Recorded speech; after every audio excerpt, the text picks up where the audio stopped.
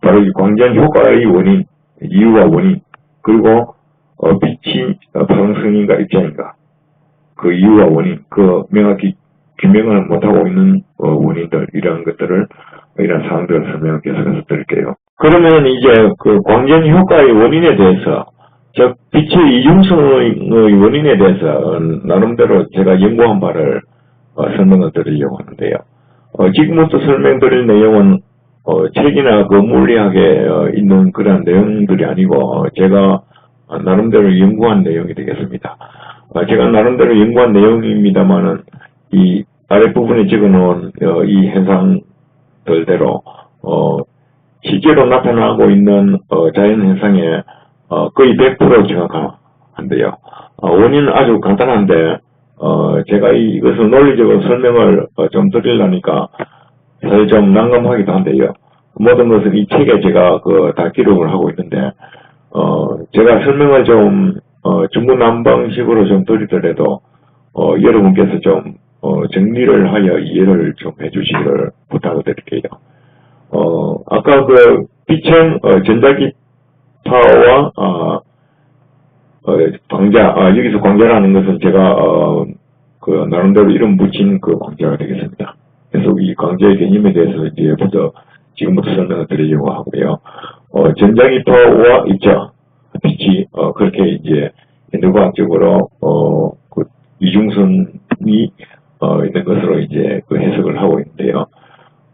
그것을 일단 집어두고 그 원인들을 제가 나름대로 설명드리기 위해서 먼저 이 그 광자에 대해서 전자기파에 대해서는 이미 이제 빛의 그 파동성이 전자기파에 대해서는 아실 테고요. 이 광자에 대해서 제가 여기 빛의 실제 속도 그리고 우주의 정보는 현재 시간대이다 여기서 설명을 드리고 있습니다만 제가 다시 한번 설명을 좀 드리려고 합니다. 이 광자 개념을 정확히 이해를 하셔야만이 제 나름대로 생각에 이 광전 효과의 원인, 즉 그 현상들이 제가 설명드리는 이 이유와 원인들이 모두와 왜 실질적인 자연 현상에 맞아지는가 그 이유를 아시게 될 것이니까요. 그래서 이 광자에 대해서 먼저 제가 설명드릴 그 내용에 대해서 명확히 개념을 좀 제가 서서 중구난방식으로 좀 설명을 드리더라도 정리하여 좀 들어주시기를 부탁을 드릴게요. 그렇다면 광자가 무엇인가? 이거부터 좀 설명해 드릴게요. 제가 정리한 내용입니다. 말씀드렸다시피 이 광자는 현대과학에서는 없는 내용이고요. 정리를 못하고 있다고 말씀드렸고요. 지금부터 설명드릴 그 광자는 이제 제가 나름대로 정의한 광자, 그것이 되겠는데요. 어떤 빛의 발원지가 만약에 여기에 있다고 칩시다. 광원이 어떤 에너지를 받아서 이제 빛을 발한다. 그때 이제 전자기파가 나올 것이고 또 이제 광자가 나오는데요. 여기서 광자라는 것은 이제 현대과학으로 이 광자를 탐지를 못하고 있는데요. 즉 현대과학으로 파악하고 있는 것은 이 전자기파만을 탐지하고 있는 것이죠. 그리고 그 광전 효과에 따른 빛의 입자성, 전자가 튀어나오는 현상, 그만을 파악하고 있는 것이죠.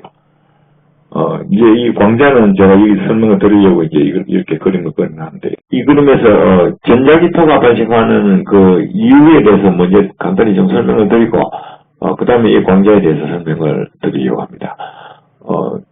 전자기파가 발생하는 이유는, 물론 이 내용도 물리학이나 전기자기학 이런 쪽에서는 어떤 현상만을 설명하고 있습니다만, 이것은 제가 나름대로 원인을 파악한 내용이니까 좀 들어봐 주시기를 부탁을 드릴게요.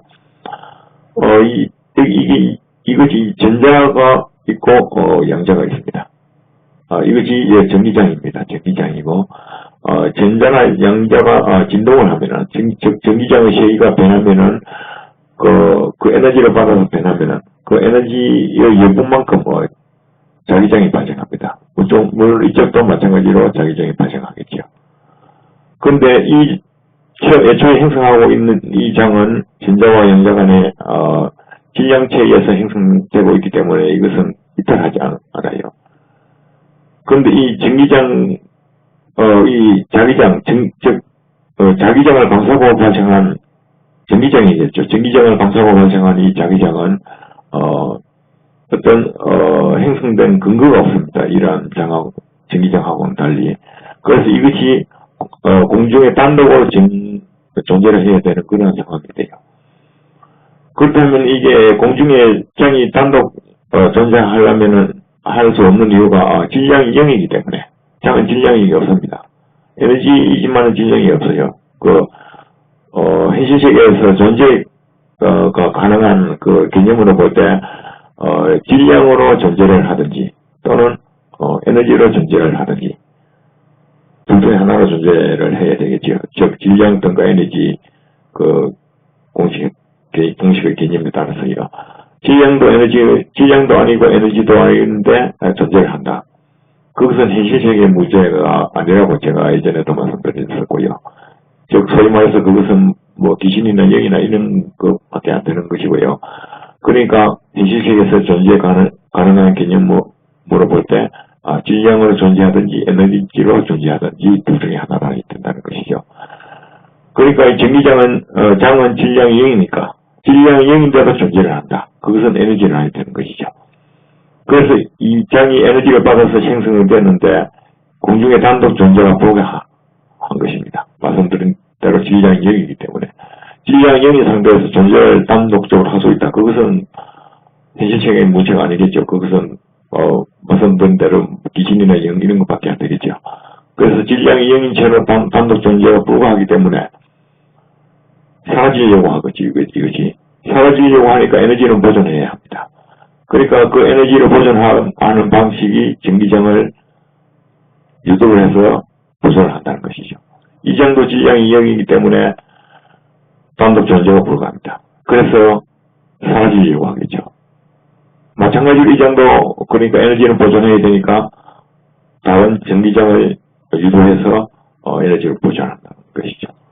그래서 전기장, 자기장, 전기장, 자기장 이렇게 번져나가는 것이 바로 전자기파입니다. 또 이쪽도 마찬가지겠죠. 이쪽도 전기장, 자기장 이렇게 해서 전자기파가 발생합니다. 그래서 빛의 다른지는 이 내부에서 지금 여기 두 개만 그려놨습니다만 수없이 많겠죠. 그래서 빛의 다른지는 수없이 많은 다른 주파수의 빛이 발생합니다.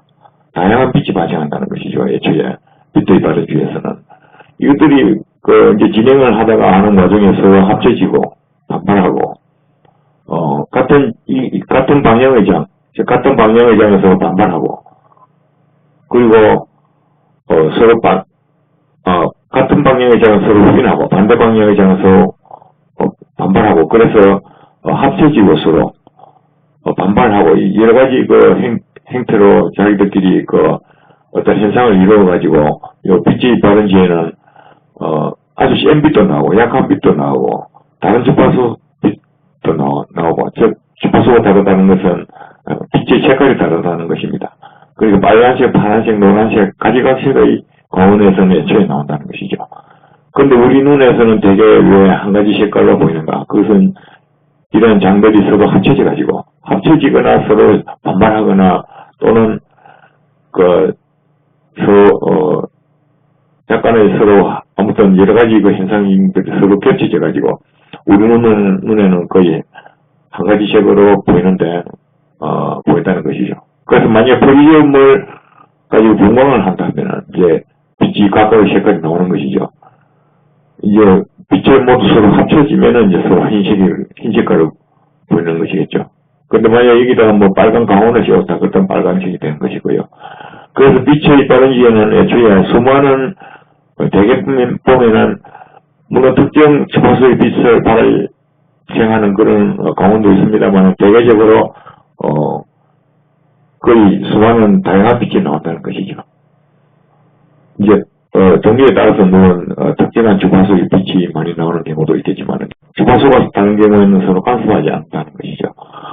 그러니까 주파수가 같은 경우에는 이 안에서 서로 양자와 전자가 진동을 하다가 보면은 주파수가 같은 경우도 있고 같지 않은 경우도 있고 다양한 형태가 될 수가 있겠죠. 주파수가 서로 다른 경우에는 이제 서로 간섭하지 않는다는 것이죠. 그러니까 각각의 색깔을 분광을 했을 때는 그 색깔이 사실을 그대로 가지고 나오는 것이죠. 사실 이런 내용을 제가 설명을 드리려니까 좀 난감한데요. 물론 이 책에 제가 글로서 써놨습니다만, 이 말로 설명하려니까 좀, 사실 난감한 부분이 있는데, 이런 것을 좀, 정리를 좀 해서 좀 들어주시기를 부탁드릴게요. 그래서 이제, 이렇게 빛이 다양하게 나오는 와중에, 이제 서로 이러한 장들이, 이제, 아까 말씀드린 대로, 전기장과 자기장이 결혼하여 나오는 경우, 이러한 경우는 이제 전자기파가 되는 것이죠. 그런데 이제 서로 이 장이, 이웃의 장하고 서로 이제 나오다 보면은, 주파수가 같은 경우에, 주파수가 다른 경우에는 서로 간섭하지 않는데, 주파수가 같은 경우에 서로, 이웃의 장끼리 서로 어떤, 물리적으로 어떤 합력 성분이 맞았을 때, 그때는 장은 같은 방향의 장은 서로 반발하려고 한다. 그런 내용이 전기장기학책에 있습니다. 그 내용대로 장은 이제 같은 방향의 장이 정확히 맞았을 때는 서로 이 물체 내부에서 이제 반발을 해버린다는 것이죠. 물론 이 주로 표면이 되겠죠. 전자기파의 형태로 장이 이제 나오다가 서로 이 공중에 뜬 상태에서 서로 반발을 해버린다는 것이죠. 장이. 그래서 반발을 해서 튀어나오는 장, 그것을 제가 광자라고 맹한다고 이전에 여기서 빛의 실제 속도 이 부분에서도 설명을 드리고, 즉, 반발을 해서 튀어나오는 이 장, 그것을 광자라고 제가 맹하겠습니다. 설명이 좀 복잡해졌습니다만은, 이해를 좀 해서 들어주시기를 바라고요. 근데 만약에 반발을 해서 튀어나오는 속도, 이것이 얼마나 되느냐 하면, 여기서 이제 탐지부가라는 개념이 이제 나오는데요. 장은 질량이 0이라고 했습니다. 질량이 0인 상태에서 서로 만약에 반발을 했다. 그렇다면 이 속도는, 이론적으로 무한대가 되어버려요. 질량이 0이니까. 만약에 조그만한 반발력이 있어도 이론적으로 속도가 무한대예요. 그러니까 전혀 탐지가 불가하겠죠. 이것은 과학적으로. 속도가 무한대가 되어버리니까. 그런데 여기서 이제 실제 속도와 극복 속도, 이것도, 찾아보시면은, 우리가 측정할 때, 빛의 속도로 측정되는 경우, 그것은 무한의 속도입니다. 그 개념은, 여기서 제가 설명을 드리고 있으니까. 모든 것을 다 한꺼번에 설명드리려니까 너무 복잡한데요. 관심 있으신 분들은 이 책의 내용을 제가 카페에 공개를 해놨으니까 한번 읽어보시면 모두가 이해가 되실 줄 압니다. 그래서 이 무한력으로 튀어나가 버리는 이 장. 근데 이 무한력으로 튀어나가가지고, 그럼 끝까지 계속 가느냐? 그것은 아니고, 물론 이 장도 중간에 가면서 교본을 하면서 나갑니다. 만약에 교본을 하다가 나가는 도중에 교본을 했다. 그때부터는 전자기파로 나가게 돼 있어요. 왜냐하면 전자기파로 어떤 장의 형태가 바뀐 후에는 에너지의 전달이 불가해요. 즉 운동 에너지의 전달이 불가하다는 것이죠. 운동 에너지의 전달이 불가하면은 질량이 0이기 때문에 운동 에너지의 전달이 불가하는 것이죠. 운동 에너지 자체가 없는 것이죠. 그냥 달리기만 하더라도. 즉 운동 에너지가 없기 때문에 그때부터 이제 다른 이 장의 형태가 만약에 전기장에서 자기장으로 바뀌면 그때부터 전자기파로 나간다는 것이죠. 그러니까 여기 만약에 우주의 정부로 설명드렸습니다만은 여기서 무한으로 달리다가 장이 바뀐 후에 전자기파가 되는 것이죠. 그러니까 우주의 정부로 본다면은 이 무한으로 달리는 이 거리는 알 수가 없는 것이죠. 이 거리는 무한의 거리라도 얼마든지 바로 거의 적각 오기 때문에 우주의 정부가 현재 시간대로 보인다는 설명을 제가 여기서 드린 바가 있고요. 아무튼 이것을 이제 광자로 명하는데, 지금부터 또 이제 광전 효과의 원인을 이해를 하시려면은, 이제 지금부터 또, 자세히 좀 들어봐 주셔야 됩니다. 제가 설명을 좀 난감합니다만 중구난방으로 설명을 드리더라도 정리를 해서 좀 들어주시면 되겠습니다. 여기서 또 반발에 대해서 좀 더 개념을 생각해 본다면은요. 이 반발이 여기서 이 앞에 영상들에서 제가 설명을 정의를 해드린 바가 있습니다만은 이 무한의 속도 개념을 빛의 속도 이상을 무한의 속도 개념이라고 정의한다고 했었습니다. 즉 전자기파 속도 이상의 속도로 달릴 때 그것을 무한의 속도로 규정한다고 했었는데요. 왜냐하면 이 장의 크기가 아주 작은 경우도 있고 큰 경우도 있을 것인데 아주 작은 경우는 반발력이 약할 것입니다. 그런 경우는 전자기파의 속도를 초과하지 못하는 경우도 있겠죠. 반발력이 약해서. 그리고 장이 큰 경우, 즉 적외선 같은 경우, 이러한 경우는 반발력이 클 것입니다. 그런 경우는 아주 굉장히 더 속도가 빠르겠죠. 반발 속도가. 그래서 우리가 현대과학으로 어물상을 풀지 못하고 있는 바로 중항성 시사 같은 경우, 그러한 경우는 거리가 굉장히 100억 년 이상, 100억 년 이상의 거리인데도 불구하고 아주 가까이 보이는 이유가 바로 적외선, 즉, 장이 큰 적외선 경우는 반발력이 크기 때문에 아주 멀리까지 반발해 간다는 것이죠. 멀리까지 반발해 가고 난 어느 정도까지 상당한 거리까지 간 다음에 그 다음에 아까 말씀드린 대로 전자기파로 바뀌기 때문에 그래서 주로 붉게 보이는 것이고요. 조능선 같은 경우에. 그래서 상당히 100억 년 이상인데도 가까이 보이는 이유가 있는 것이죠. 그것이 이제 원파기 이렇게 모두 되는 것이죠. 그래서 이러한 사항들을 제가 예체에 아까 말씀드린 대로 모두 설명을 하고 있으니까 이 관심 있으신 분들은 이 카페에서 제가 책을 공개를 해놨으니까 한번 보시고요. 그러면 이제 이 광자에 대해서는 개념 파악을 이제 제가 설명드리는 이 광장을 이제 설명을 이해가 좀 납득이 됐었을 줄 압니다. 그러면 이제 광전 효과의 원인을 알기 위해서 여기서 이제 반발의 개념에 대해서 계속 이제 생각해 봐야 되는데요. 고에너지 빛이라 하면은 진동수가 크고 파장이 짧은 경우, 즉 푸른색 계통의 빛. 푸른색 계통의 빛. 그런 에너지가 셉니다. 이제 빨간색보다. 그래서 이런 경우의 빛은 이 반발에서 나가는 장이 굉장히 장의 크기가 굉장히 작다는 것이죠. 즉 이런 경우는 아까 말씀드린 대로 전자기파의 속도를 반발 속도가 초과할 수도 있고 초과하지 않을 수도 있고 그렇게 되겠죠. 아무리 질량이 0이라 하지만은 반발력이 너무 작은 미약한 경우도 있을 수 있겠죠. 그래서 속도가 다양하게 나올 수 있다는 것이죠. 따라서 이 고에너지 빛, 즉 진동수가 크고 파장이 짧은 이런 경우에는 푸른색의 빛은 이제 여기서 이제 광전 효과의 이유가 이제 지금부터 이제 설명이 될 것인데요. 장은 에너지를 했습니다. 그러니까 장이 에너지이기 때문에 장은 또 수축을 하려고 합니다. 장이 에너지이고 장의 성질은 전기자격이 책에 놓은 바대로 장을 수축을 하려고 해요. 즉 실제 수축을 하려고 하고요. 근데 장이 너무 작았을 경우, 이 반발하는 장이 너무 작았을 경우, 그때는 사실은 너무 그것이 입자화가 일어나는데요. 그것이 사실 장이 수축하려 하기 때문에 너무 크기가 작다고 보면은 계속해서 수축하다 보면은 그것이 장인지 에너지인지 사실 구분하지 못할 정도까지 수축을 하겠죠. 너무나 크기가 작았을 때는요. 그런 경우는 이제 입자가 된다는 것이죠. 이제 이 개념이 이렇게 되면은 모든 자연 현상이 해석되는 이유가 이제 알 설명을 드릴 것인데요. 이제 장이 입자화가 되면은 그것은 사실 그것이 이제 중성미자로 발전해 나가는 것이죠.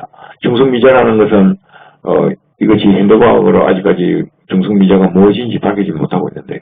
바로 이러한 개념에서 중성미자화 되는 것입니다. 장이.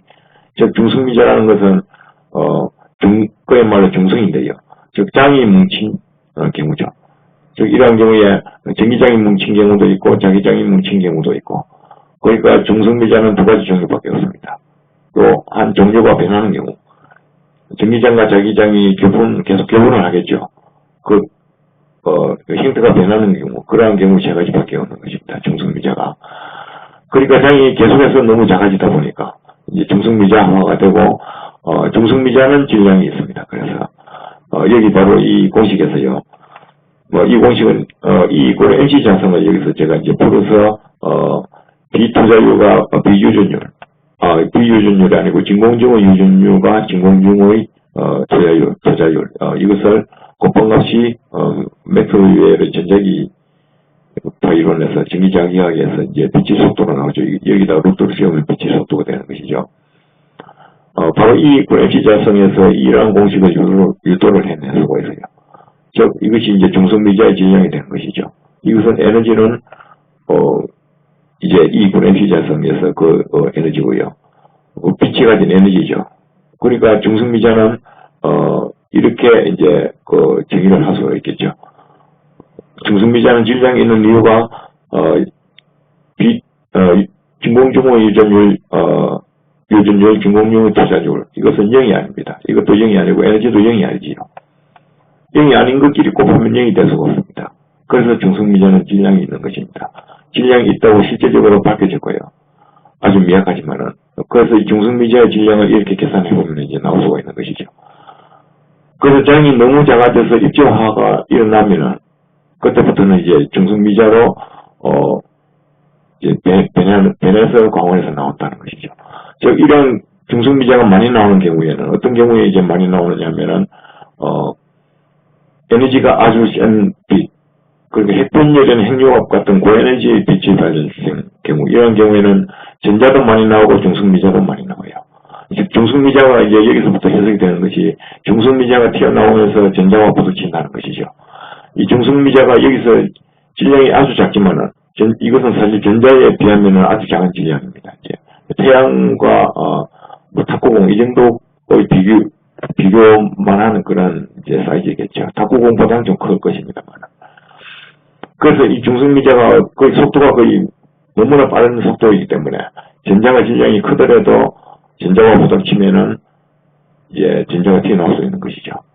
그래서 그 핵분열이나 핵융합 같은 이런 고에너지 발생의 빛의 경우에는 전자도 많이 튀어나오고 중성미자가 부딪혀가지고 중성미자도 많이 튀어나오고 이러한 경우에는 고에너지 빛, 즉 진동수가 굉장히 크고 파장이 짧은 이런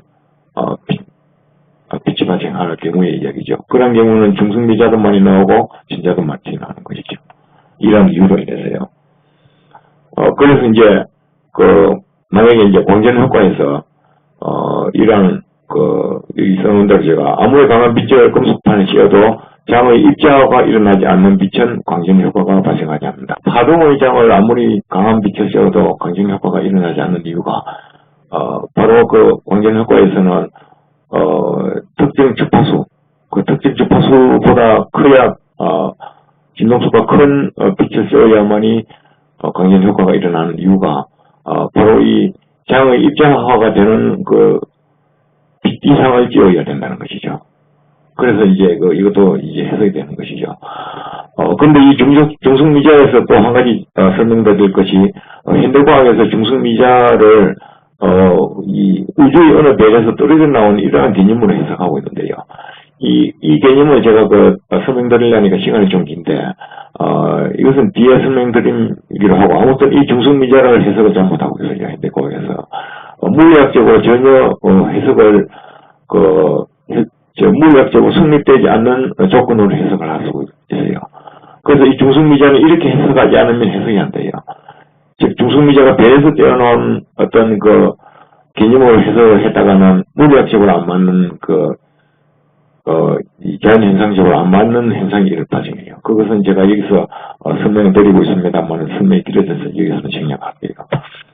그래서 아무튼 고에너지 빛은 이렇게 해서 중성미자화가 일부의 장이 중성미자화가 돼서 이 반발되어 나오는 광자가 중성미자화가 되는데 이러한 경우가 상당한 어느 주파수 그러니까 진동수가 높은 빛이 이제 그렇게 되겠죠. 그래서 진동수가 어느 정도 높아야만이 광전 효과가 일어난다는 것이죠. 바로 이러한 이유로 인해서요. 이제, 이 정도 제가 중구난방으로 설명드렸으면 이제 광전 효과에 대해서 어느 정도 이제 이해가 됐을 줄 알고요. 다시 한번 설명드린다면, 광전 효과에서는 이런 진자기파의 파동을 미쳐 아무리 세게 쬐어도 그러니까 적외선 같은 경우 굉장히 강한 에너지가 센 빛을 적외선이라도 이제 장이 세기가 센 경우가 있겠죠. 그런 경우는 에너지 센 경우죠. 그런 경우는 이제 장이 굉장히 크죠. 그런 경우는 질량화가 일어나지 않겠죠. 아무리 커도. 그런 경우는 아무리 금속판에 강한 빛을 쬐어도 진자가 튀어나오지 광전자가 튀어나오지 않는다는 것이죠. 바로 이러한 이유로 해서요. 그 다음에 이제 빛의 이중성. 이제 빛의 이중성도 원인이 이제 여기서 바로 이제 해석이 되겠죠. 전자기파로 나간 빛은 입자화가 일어날 수 없다. 여기서 마찬가지로 설명드린 대로 장의 크기가 크기 때문에 입자화가 일어날 수 없는 것입니다. 이 반바지역의 큰 장은. 그러니까 여기서 입자가 일어날 수 없으니까 전자기파로 나간 장은 전자기파로 밖에 나가지 않겠죠. 그리고 입자로 나간 빛은 전자기파가 될 수 없다. 입자로 나간 빛은 계속해서 뭉쳐버리기 때문에 중성미자로 된다는 것이죠. 물론 뭉치지 않는 경우도 있을 수 있겠죠. 속도가 좀 더 빨라지겠죠. 그런 경우는. 그래서 이제 이러한 이제 광전 효과의 원인이 이제 어느 정도 이해가 좀 됐었을 합니다. 물론 이러한 내용들을 현대과학에서 인정을 하지 않겠습니다만 그것은 제가 잘 알고 있고요. 이렇게 해석을 하면은 현대과학에서 풀지 못하고 있는 약 50여 가지의 의문적 자연 현상들이 있는데요. 빛과 우주에 관해서요. 이러한 현상들이 제가 여기서 한 서너 가지를 설명드렸습니다만은 약 50여 가지가 모두 논리적으로 해석이 돼요. 지금 제가 설명드린 중에서 죄송합니다만은 논리적이지 않은 경우가 없었을 것입니다. 분명하게 제가 논리를 가지고 설명을 드리고 자연현상을 근거로 설명을 드렸기 때문에 분명히 합리적인 설명이라 생각이 됩니다. 그래서 합리적으로 모두 설명을 드리고요. 그런데 제가 생각할 때 현대과학에서 아까 말씀드린 대로 중성미자와 같은 경우에 또한 이러한 여러 가지 경우에 실제로 그것을 자연현상을 의미해서 논리를 펴고 있는 경우들이 많아요. 물리학이나 자연과학이면은 자연현상을 어기서는 안 되겠죠. 제가 볼 때 자연현상을 어기는 경우가 상당히 많아요. 죄송합니다만 저는 송구합니다만 자연현상을 어기지 않고 설명을 모두 하고 있습니다. 좀 전에 설명드린 바와 같이요. 그래서 제가 모든 내용을 좀 중구난방으로 설명을 드렸습니다만은 여러분께서 정리해서 좀 이해를 주시기를 부탁을 드리고요. 좀 복잡한 설명을 끝까지 들어주신 분께 정말 말씀을 드리겠습니다. 그럼 다음에 또 뵙도록 하겠습니다. 끝까지 들어주셔서 감사합니다.